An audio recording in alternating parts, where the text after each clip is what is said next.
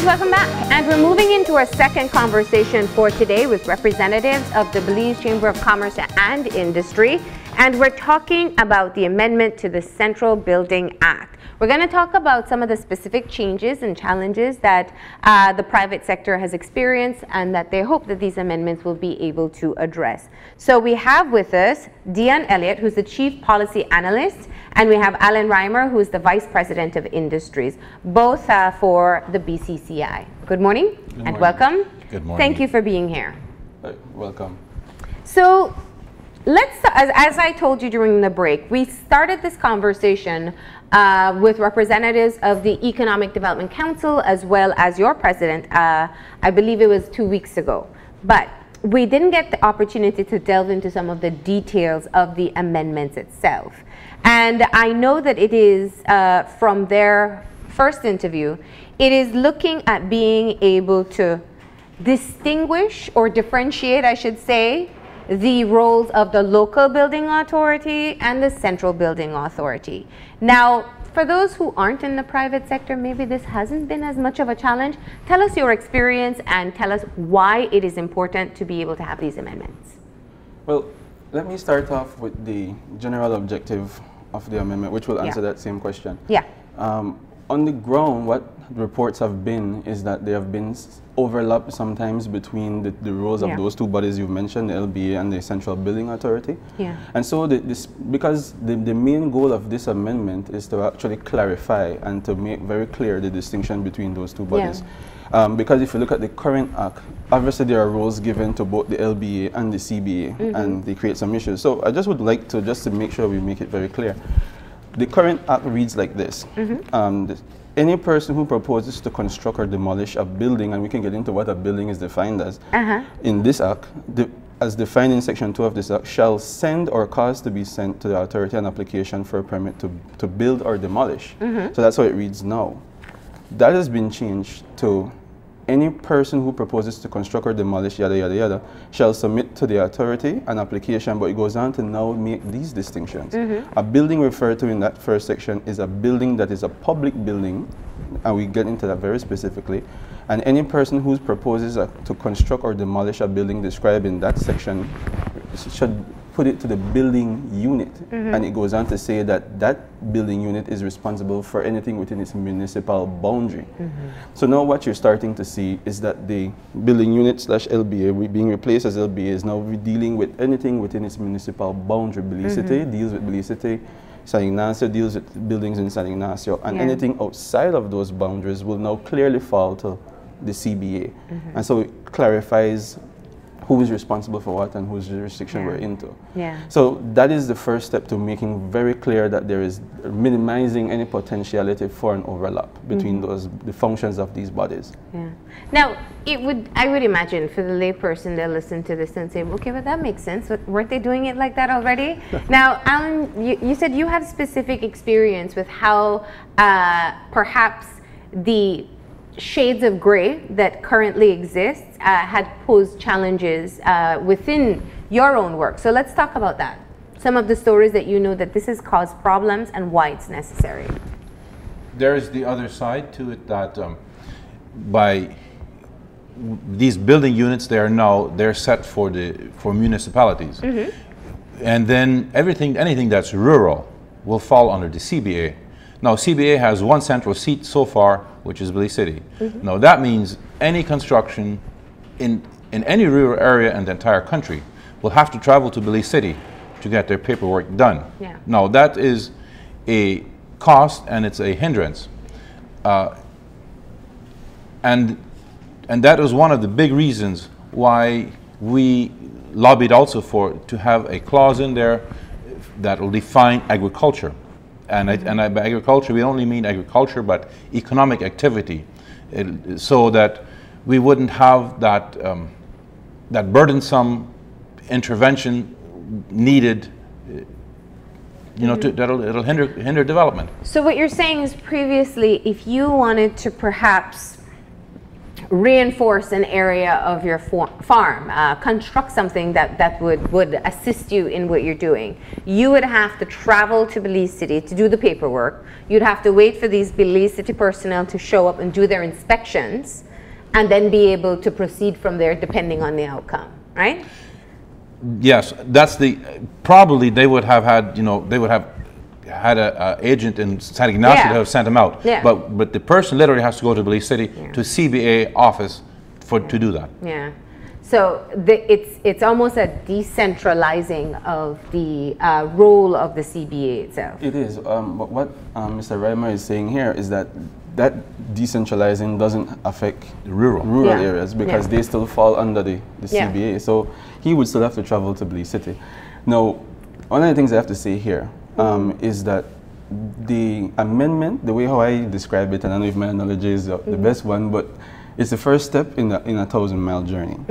And in general, we do, at the Secretariat, at the Chamber, we do see we support the changes. Obviously, this is coming out of the EDC, and I think you've had your fill last week and before about the relationship with EDC. Yeah. But one of the things that we are looking at is that there is this implementation plan that follows from when the amendment comes into force.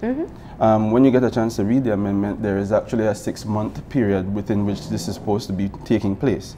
And then at the end of 6 months, whenever the bill becomes formalized and into law, we have 6 months before even the building units are inspected to see if they're ready to perform and start their process. So there's this 6 months window where a lot of the concerns that Mr. Reimer raised are to be addressed and concerned. I mean, addressed and looked at carefully. You know, to make sure that, I mean, conversations have been coming up recently about national building codes, for example. This has to be another step as part of that. You know, there's, anyway, there's a lot of stuff that has to follow. And I want to get into that, but very clearly, the situation that Alan pointed out is not one that's going to be addressed by the amendment. No. So who will benefit from the amendments? Just those who perhaps, let's use a different example. If I live in Santa Elena town and I have a business and I want to be able to do some work on it, then I have a municipality board or unit that I can work with versus doing the Belize City route. Yes. Yeah. Yes, because you're in that specific town. Yeah. So you will fall underneath their building unit. So that will benefit you. Okay. You can, in theory, the current act provides for that. Yeah. The current act does provide that. For one, every municipality is supposed to have a building inspector. They have the local authority is supposed to have an LBA that is established. Yeah. And so all of that is currently under the act now. Whether or not that's been happening, that's a different question. But that's what's there. So now this formalizes and creates a body that is staffed with professionals. You have to have engineers, architects, and staff. The technical manager himself has to be somebody who is qualified, and you have access to that person following your example if you're in Santa Elena. Right? So, I don't know if anything else to that. Now, you have been doing consultations with your members, or you've been sharing the information with your members. And obviously, since this is something that came out of the EDC, it is something that has been, or it has been an issue that is important to the private sector. What has been the response so far with the current amendments as they're being proposed? And for that reason that I outlined earlier, is that by having a clause now in there added that defines agricultural activity, that takes care of a lot of the needs for these visits for CBA intervention. Now we would love to see it go even further, but I think as Dyon said, that will probably have to be the next amendment that they do. But I really think this is not the final product that we would like. We will want further amendments really clean it up so it doesn't so it becomes effective. It does what it's supposed to do. It's not only it's not so much a financial hindrance as it is a genuine help. And I think one of the things that is added, I mean, some of the changes has to come in the regulation. I don't think the act itself can cover all these things. But one of the things that is a big win is the clarification of what a public building is. It becomes very specific about what a public building is, and it clearly leaves out some of the rural and farm structures. We could debate about what a subsistent farm structure is, but there is an exception now for those type of things. We could debate whether or not the square footage is what we want it to be, if it's too small, too low, but at least there's now a move in that direction to say, okay, let's move these things over here and separate them from, because the original definition of a building or public was any structure. Now what you're seeing is a delineation of these are specific things that are a building, these are specifics for what a public building are, these are, if it's a theater, if it's a school, and it becomes very much clearer. Yeah. So the clarification, I think, is a good thing. Yeah. And it is, like, as we are saying, it's a step in the right direction, but a lot more needs to come out in terms of what happens in the steps that follow this amendment, this act, when it becomes law, when you're talking now regulations. And at the addition or the use specifically of agriculture is something that you spoke about being very important, being included in the amendments. And that differentiation, I think, now that you've clarified that, it obviously makes sense, because if you wanted to do something and you don't have a specific category that you can qualify it as, you can have challenges or have to go through a lot more red tape perhaps than is necessary. Is there a difference between commercial farming or if it's for subsistence, as you were speaking about? Do we have that specification as yet?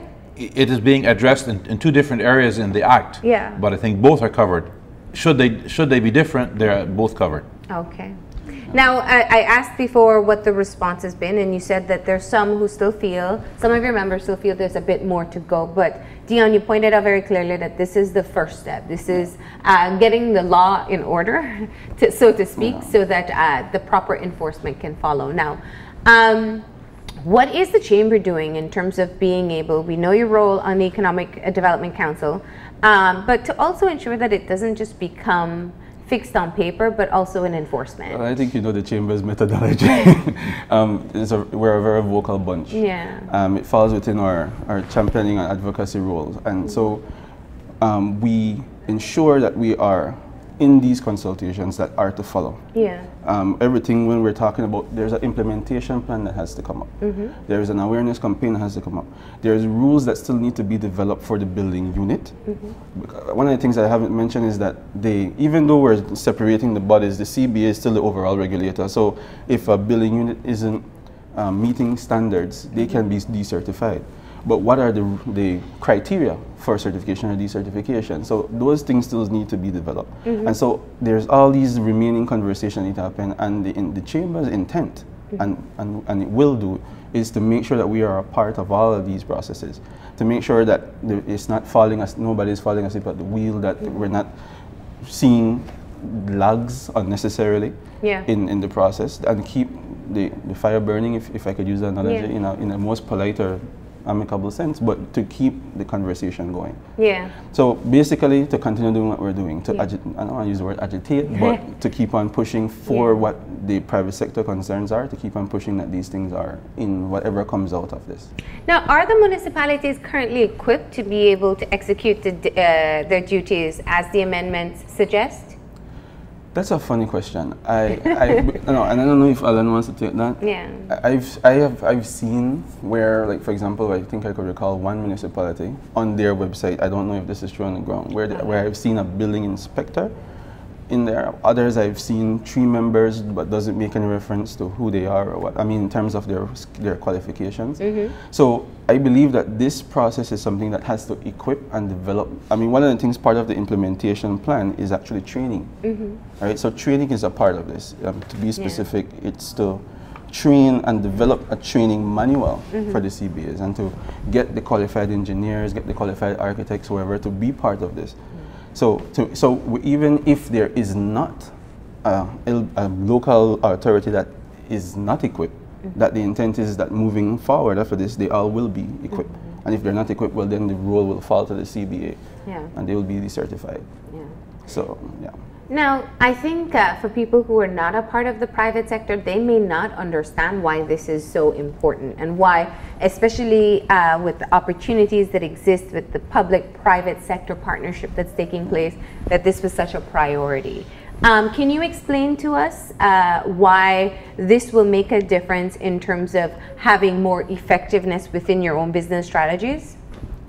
Let the the Building Act is an act that's been there in place for, I don't know for how many years, probably 15, 20 years, I don't know. Yeah. Now, the reason it has become so important to the private sector, at least in Spanish Lookout, is of the recent behavior that the CBA has been showing.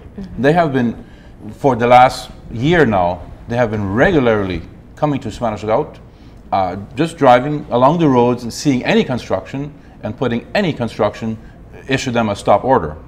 So that is what we have had to live with over the last 12 months. Yeah. And that gives us a foretaste of what laws we have on the books that have been dormant for so long, that when they finally do, raise their heads and start to be implemented, that they can be a real challenge, or to realize that, do we really have these laws in place? And then when we read, yes, and then we find they're a lot more onerous than we had thought they were. Like in the current act that is standing, every fence that you build for cattle needs an approval from CBA.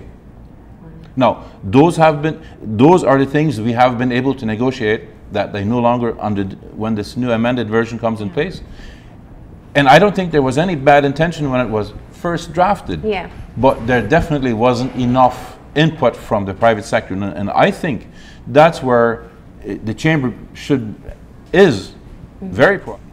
We need to let government know more and more that we want to become a part of the process when these laws are drafted in the first place, so that we don't draft such one-sided laws, if I could call them. Yeah, yeah. Part of your original question, you're also asking about the non-business people. Yeah. I think if I understood you correctly. Remember, the permit it goes for habitation as well, for dwellings. So even if you're building a house, this affects you as well. So if you might not be the contractor that has to deal with some of the stuff, but this is part of. Oh, I will be the neighbor that will be called if I break any one of the building codes. Yeah. Yeah. So it does affect non-business people as well, because if you want to build a home, this also falls with you. It's any structure. And I think, Alan, that was a very important point that you made, because I think what we have seen as well over the past couple of years is that the Central Building Authority has been trying to take on the responsibilities that they do have within their own act. And definitely they've played a more vibrant role. We've had them on the show several times talking about wanting people to understand that regulations exist when you're constructing anything in the country, which is good. But I think what is now identified is that it also becomes a hindrance if followed to the letter of the law, and the law is essentially antiquated. So I hear what you're saying in terms of it being an update that can be the first step. When you spoke about stop orders in Spanish Lookout, what would it have been? Some of the issues that would have allowed for a stop order? Was it lack of informing the CBA? Was it things like the same cattle fences that you were talking about?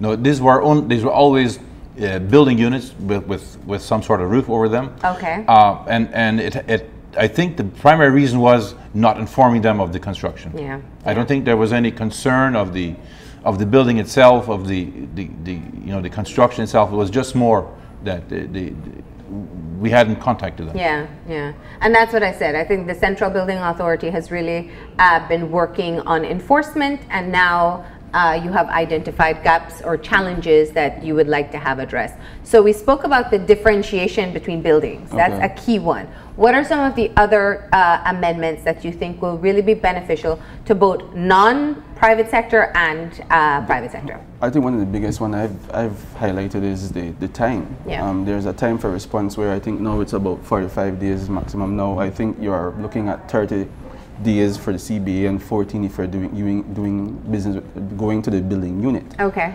So that's one. The clarifications between the areas, making sure that you know exactly what municipality you should be in. I think that is a big one, a big step in the right direction. You have other things some of the things that you look at with the tribunal. The tribunal has been slightly redesigned. So now you can appeal, and you have, and now how it's structured, you have somebody from the Association of Professional Engineers of Belize, which is always there. They were always part of it. And then you have from the association as well. And now, Chamber is also going to, according to to recommend and appoint one of the members of the tribunal. Okay. And so those are some of the changes that are being made that I think are, big wins, if you can call it that. So you've guaranteed a space on the tribunal, and the tribunal is in place in the event that you are not in agreement with a decision by the CBA. Yeah, it's there to make sure that anybody who's aggrieved by any decision for any reason, and they can go through the process and appeal.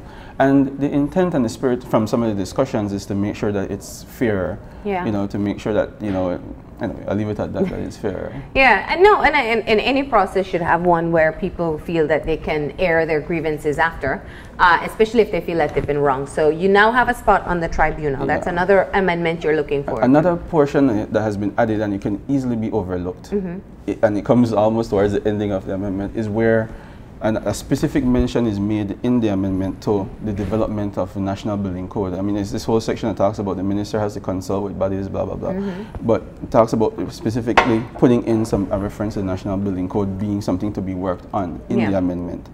And I think that is necessary because it puts it, I mean, it's just one mention to stop there, but really that is, I think, everybody who is in this industry is saying that you need those building codes. I think even in the House, in the Senate, that conversation had come up where they're saying that the building code needs to be there, and that has found its way into the amendment. Not all the way, but it's there. So with the intent that we will eventually move to that point. Yeah, it has to. That is not I don't think that's a debatable point anymore. I think at some point that has to come about because yes, you have the act, that's great, but in moving forward, you need the Bible as these guys refer to it as their Bible to make sure that they can follow these specific guidelines. Now, what are you doing to ensure that you're sensitizing all your members about the amendments? Well, one of them is here. We're here today. We're here today.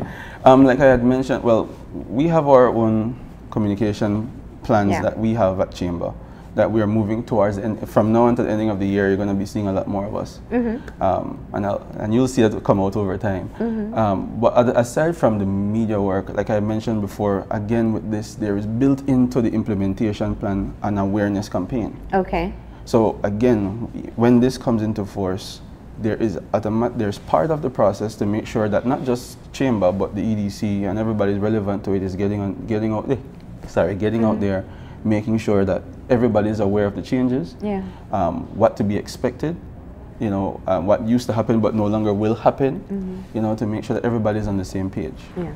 So I think one of the major changes that people can look forward to would be your differentiation of your municipality, which I guess would go by your regular municipalities in the country now. And in a way, it was happening already, I mean, it's not to say that this wasn't the de facto reality, or let me not use the word de facto, because it was happening. The LBA was already doing to some degree some of this. You go on the Belize City Council website and you see them talking about they're the ones approving. But sometimes there were overlaps. This is what this is decided to do. It's not creating a new system, but rather clarifying and separating and making you know this is what they do, this is what they do. Let's remove any ambiguity in between the two. And like again, I mean, the position here is there are some areas, I think, as Mr. Reimer has pointed out, that there are some concerns still. But we will not, how the saying goes, make the perfect be the enemy of the good type of thing. And this is the first step. That's how I look at it, to move us towards where we want to go. And it seems that even the members who've expressed concerns are happy with the first step as well, right? Yes, it's a step in the right direction. Okay. All right, gentlemen. What else would you like the public to know, or your members as well, about the pending amendments? Covered the major points. You have it on your website, right? Whose website? Chamber? No, the amendments? No, I don't think that's up on our website. Okay.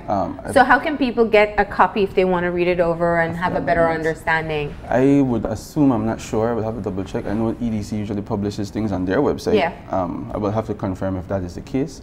But if that's not the case, we can probably look at some ways to get it out there so that people see that, what the amendments are. But either way, when it's passed, I mean, it's public anyhow. Yes. And it will be out there. All right. Well, thank you for coming in and clarifying a bit and having us understand why this was such an important issue for the private sector and how it is a step in the right direction, as Alan pointed out. Thank you very much. All right, thank you too. We're going to go ahead and take a break, and when we come back, we'll be joined by a Belizean author of a children's book and the story behind the creation of this particular book. So stay tuned.